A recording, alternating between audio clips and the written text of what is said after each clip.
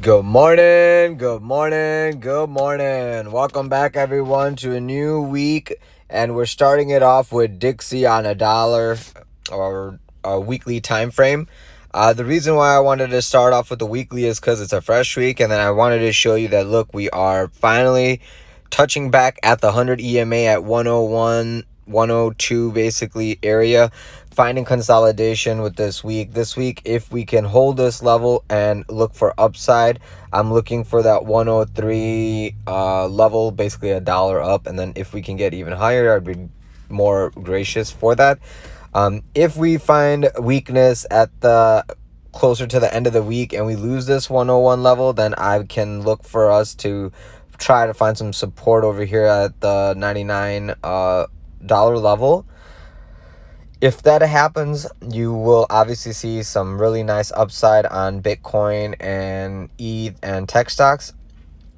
Keep in mind that this week we have a lot of economic data with earnings, as well as we will have our PPI and CPI data, I think like Wednesday and Thursday. So you will see the consumer price index as well as like other inflation measures. So just be ready for that. And that will probably be a lot of the information the market is waiting on to decide which way it wants to go.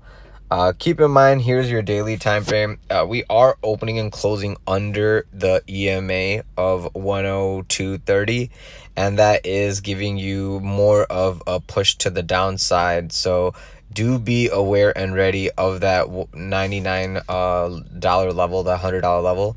It can be support if we do break down to the downside. So yeah, we need to be ready for that, especially in the next couple days. We're looking like RSI is showing you that even though there's bull divs and 3-4 drives of it for upside, we're still closing under all the EMAs over here, and that actually will show you weakness for a continuation to the downside. So be aware of that. Other than that, we can go to Bitcoin on our weekly first. Here's CME. You're consolidating right above our 100 EMA at 27,500. That would be the level that I would consider a long scalp, or a level that you can use to know that, hey, if we are closing underneath it, we need to be prepared and ready for a deeper retrace into the cross of 25.5, and then under there 23,000 on a weekly time frame. Okay, if we go to our daily, you can see that we're sitting right on our support of this 27,000. Losing 27,000 will give us another support level of at 26, and then going under 26, you have another one at 24. So it's like $1,000, and then a $2,000 drop. So be aware of those support levels. Going lower than around 24,300 is a risk of much further downside and a potential head and shoulder setup with like a dead cat bounce. So if we come under this 23,500, you can expect us to pump back up maybe to like 25.5 and then roll on over and test into those lower levels of like 20k. Even fill this CME gap that we have over here, right here, if you see that. So just be aware that those possibilities are there. Let me go to a 4-hour and see how that's looking as we close this 4-hour. And about, well, CME just opened the new 4-hour candle, and you can see that the candle is right now kind of floating, and you have this nice little gap for CME.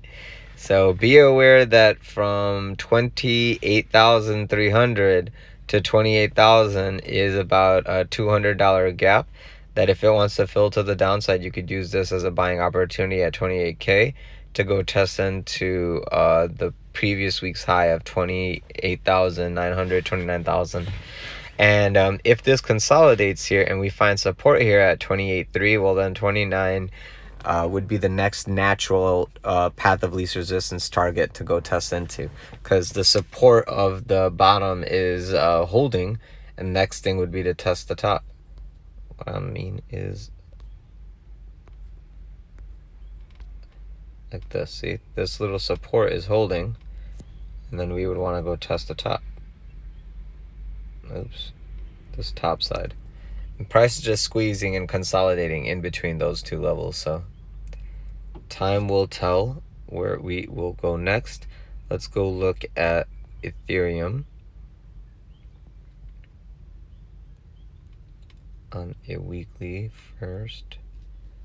So here's ETH on a weekly, showing you that, we had last week a high of around 1930, 1950, and that level was our resistance, and we got slapped back right around 1850-ish.